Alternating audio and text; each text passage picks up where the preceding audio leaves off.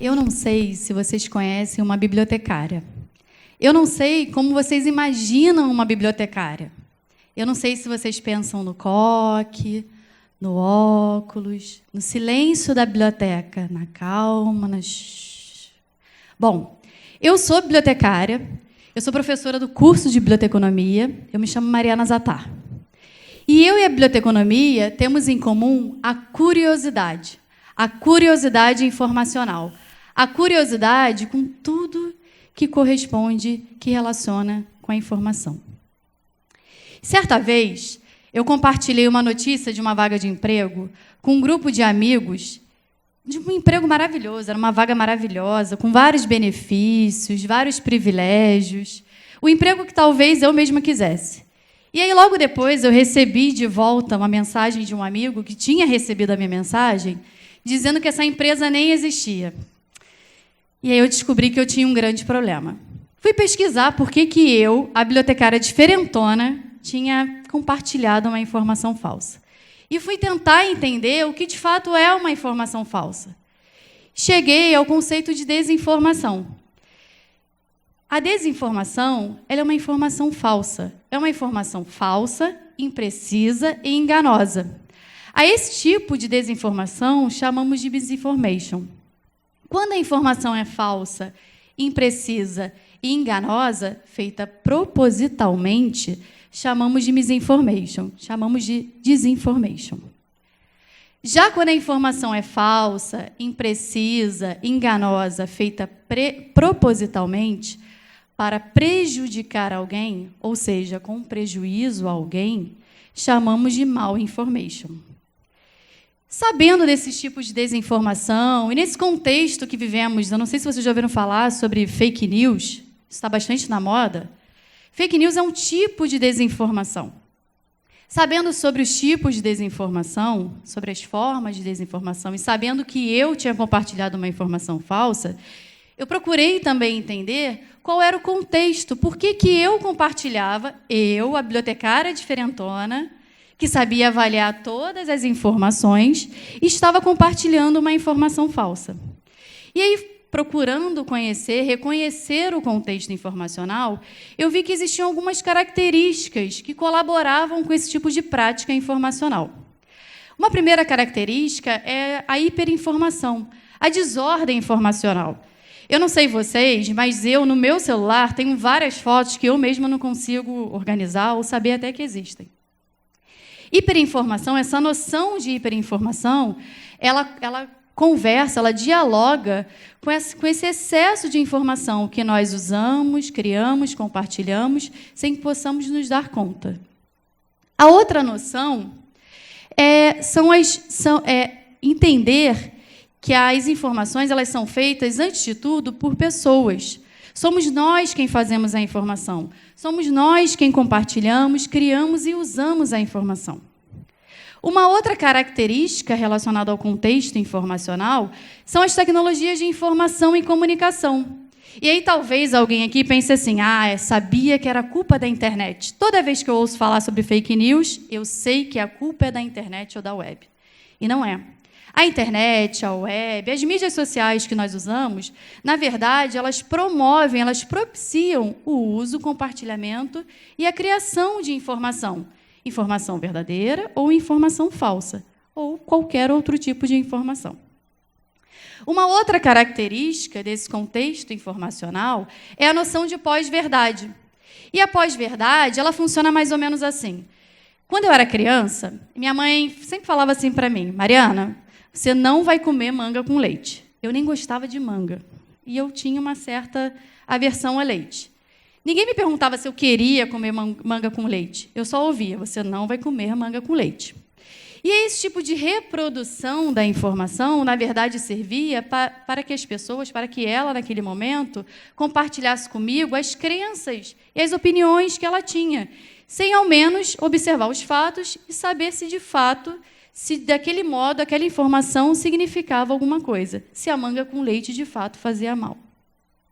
Uma outra característica está relacionada à visibilidade da informação falsa. A informação falsa ela tem 6 vezes mais chances de serem compartilhadas do que as informações que não são falsas. E aí eu trago um exemplo que, quando a gente está na internet, acontece bastante, que uma pessoa coloca um post, uma frase polêmica, e alguém logo comenta assim: fulana, fulano, você lacrou. Esse lacre está ligado à polêmica. E aí talvez as pessoas não se preocupem tanto em verificar a informação e se preocupam mais em criar, compartilhar ou usar a informação que pode causar polêmica. E como a informação falsa tem mais chance de ser compartilhada, criada e usada, as pessoas tendem a usar mais informação falsa para se tornarem mais polêmicas. Relacionando a noção de desinformação com contexto informacional e que eu, enquanto bibliotecária, trabalho, eu olhei, observei a noção de competência em informação. Competência em informação é a promoção das dinâmicas críticas e éticas no contexto informacional, para diferentes comunidades, em diferentes contextos, para a promoção da cidadania. Seria isso a competência em informação. Na área da biblioteconomia e da ciência da informação, a competência em informação ela vem sendo estudada há mais de 40 anos. Mas, nos últimos 15, 20 anos, diferentes iniciativas vêm acontecendo relacionadas à competência em informação. Uma iniciativa foi a proclamação do Barack Obama, o presidente dos Estados Unidos à época, o Barack Obama, sobre a necessidade de sermos competentes em informação para o exercício da cidadania. Uma outra iniciativa é a chamada 1000 Cliques da Unesco, em que a Unesco fala sobre a competência em mídia e em informação. E uma terceira iniciativa que colabora com esse contexto de promoção da competência em informação foi a publicação do relatório sobre desinformação da Comissão Europeia, em que ela fala que a competência em informação surge como uma possibilidade, uma alternativa para a diminuição de desinformação. Estou falando bastante sobre desinformação, competência em informação e o olhar crítico para a informação. Mas é importante saber que olhar criticamente é diferente de analisar criticamente. Eu, particularmente, no meu dia a dia, eu sou bastante crítica. Eu tendo a olhar as coisas e pensar assim: bom, isso é verdadeiro, isso é falso. Isso é certo, isso é errado. Isso é bonito, isso é feio. Pouco importa a minha opinião quando eu falo de informação. Eu não posso pensar a partir da minha opinião.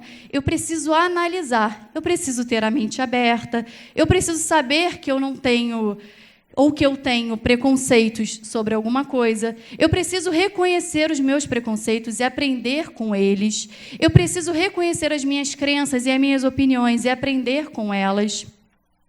Eu preciso saber que eu não sei tudo sobre tudo, e está tudo bem quando isso acontece. Eu preciso também saber que eu tenho que aprender a aprender. E a cada dia eu terei novas oportunidades de aprendizagem. Isso é analisar criticamente uma informação. E aí, para avaliar a informação, eu proponho que nós observemos a informação a partir de 5 perguntas. E essas perguntas, elas não funcionam como receita de bolo sob o risco de não dar certo. Se eu não fizer a pergunta 1, a pergunta 2, depois a pergunta 3, essa receita vai solar. Não é assim que funciona. Eu preciso ter a informação em mão, num determinado contexto, sabendo para o que eu preciso daquela informação, porque eu preciso daquela informação. Feito isso, eu faço uma ou mais perguntas para reconhecer e avaliar a informação. A primeira pergunta que eu faço à informação seria: o que é essa informação? Qual é o objetivo dessa informação? Quando eu faço essa pergunta, eu entendo que a informação é sempre menos uma coisa do que mais alguma coisa. A informação tem limite. A informação tem delimitações, ela tem uma proposta, ela tem um fim, uma finalidade. Uma outra pergunta que eu faço à informação é por quê? Por que essa informação? A quem ela presta? A quem ela vale? Porque eu quero essa informação, porque eu preciso dessa informação. A terceira pergunta é quem? Quem fez essa informação? Quando eu pergunto quem, eu quero saber a propriedade intelectual, a responsabilidade intelectual por essa informação. Eu quero saber com quem eu estou conversando, com quem eu estou discursando, com quem eu estou dialogando. A responsabilidade intelectual está ligada, na maioria das vezes, ao autor, ao produtor, ao distribuidor e ao patrocinador. Quando eu reconheço quem, eu reconheço que a informação é feita por outras pessoas. Essas pessoas podem ser pessoas físicas, como eu, uma pessoa como eu, como cada um de vocês, ou pode ser uma empresa, uma instituição, uma organização. Sempre existe uma carga ideológica quando eu falo de pessoas. Pessoas não combinam com não ideologia. Pessoas têm ideologias. Pessoas são parciais. Informações têm ideologias e informações são parciais. A quarta pergunta que eu posso fazer é quando? Quando essa informação foi publicada? E aí, quando eu respondo quando, eu procuro saber a data que a informação foi criada, usada e compartilhada. Ao reconhecer o quando, ao reconhecer a data, eu consigo vislumbrar se a informação é atual ou nova, ou atual e nova. Atualidade e novidade têm definições diferentes, pois nem tudo que é atual é novo, assim como nem tudo que é novo é atual. A área da medicina, por exemplo, pode usar fontes de informação que foram publicadas hoje pela manhã e que nesse horário já não são mais atuais, elas já podem ser consideradas desatualizadas, embora não sejam novas, porque foram produzidas hoje, foram publicadas hoje. Já a área da história, por exemplo, pode trabalhar com informações que já não são novas, são antigas, por exemplo, de 1500, 1600, não são novas na data, podem ser novas para alguém, mas podem ser atualizadas, porque nenhuma outra informação pode ter desatualizado. Por fim, a última pergunta que eu posso fazer é onde? Quando eu pergunto onde, eu quero saber em qual mídia foi publicada aquela informação, foi veiculada aquela informação e qual o formato. Por exemplo, o jornal XYZ, ele vai representar, cada um desses jornais, eles representarão um tipo de ideologia, de parcialidade, e eu também já consigo reconhecer o que é aquela informação. Quando eu penso na mídia, eu preciso entender que uma tese de doutorado, por exemplo, terá obrigatoriamente um nível de exaustividade, de densidade diferente de um artigo científico ou de uma notícia de jornal. Uma outra resposta que eu posso encontrar quando eu pergunto onde, é também complementar as informações.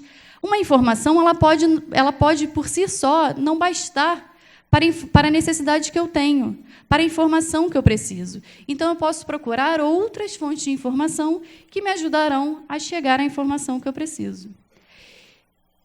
Agora que nós já falamos sobre desinformação, competência em informação e avaliação de fontes de informação, eu proponho que nós pensemos na reconstrução da universidade a partir da informação.